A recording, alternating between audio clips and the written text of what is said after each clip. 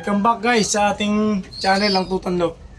Ito, pinuntahan ko sila dito today at kailangan silang piliin kung ano mga dapat natin gamitin sa norte ng CFL o di kaya yung nire-request sa akin ng Coffee Friends sa APR maglaro. Titingnan pa natin kung saan natin nababagay ang ibon natin. Pero ang CFL July 13 pa. Samantalang yung APR siguro pangatlong loading na sa Sabado. Pero tingnan natin kung ano pa magagawa. Kasi tingin ko hindi pa ready mga ibon natin. Galing sa masamang panahon. Ito ngayon ang ating weather ngayon. Ayan. Yung ibang ibon natin nasa labas, siguro 2 piraso na lang. Ito yung galing kay Obit Sapo na ibon. Nagkaroon siya ng bulots sa ilong. Pero pag natutuyo na dahil sinubukan ko na siya ng gamot. Yan. Yan ang kagandahan sa malaking loop na kapag exercise sila during wala silang toss. Yan. Tapos nakikita natin yung ibang sisiw natin bumaba na. Nagsibabaan na talaga dito. Ayan o. Ito. Anak to ni... Ayun. Ni Opal. Anak to. Hindi ko alam bakit ganito. Pero tingin ko mag-o-opal to. Magbabago kulay nito. Yan. Tapos ito yung kapatid niya. Parang black checkered. Pero titingnan pa natin kung anong magiging resulta sa kanyang paglaki. Ito na mga ibon natin. Ayan. May mga plano tayong gawin sa ating tossing. Siguro i-execute natin. Kahit na sabihin natin na medyo mahirap yung dadaanan nila. Na biglang hagis yung iba. Ang mga datihan na dito, ito lang naman. Yung mga plano natin gamitin. Andyan si Bilog. Ayan nasa dingding. Si Bilog. Si Kitira.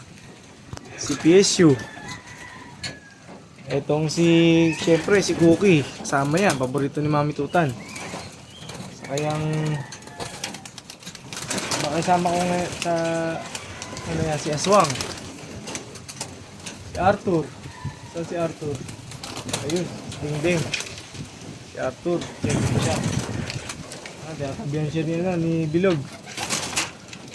Maganda kulay niya. Tapos si Black APR. Siyempre wag natin kalimutan si Batman.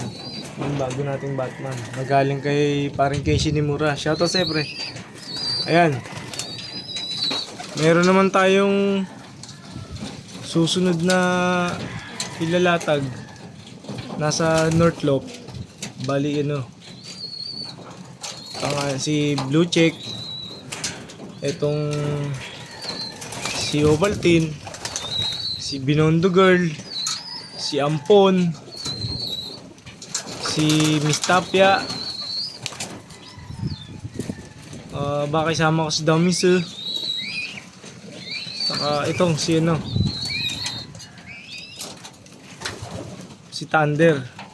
Di pa natin alam kung ano pang magiging senaryo dito sa ating loob. Pero bibigyan natin sila ng pagkakataon. Bibigyan natin sila pagkakataon na maipakita sa atin yung kanilang full potential at saka kailangan nila. Samantalang, meron akong natanggap na ibon, batang bata, ito, kay Kenshin.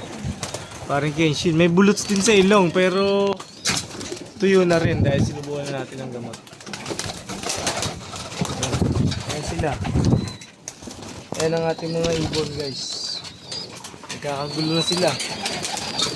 Marinig lang nila yung magic word. Magic sound. Para na silang mga... Ayan. Ayun, may pumasok na. Galing doon sa taas. Ayan. Bali... Naka-setup na yung ating kulungan na mamimili na tayo. Thank you guys. Update ko na lang po kayo. Keep on supporting our channel, ang Tutanlo. Arigato gozaimasu. Siyempre, nag-iisa lang yung pangarap natin. Libre lang. Thank you so much guys. Ayan. Ang ating litrapi.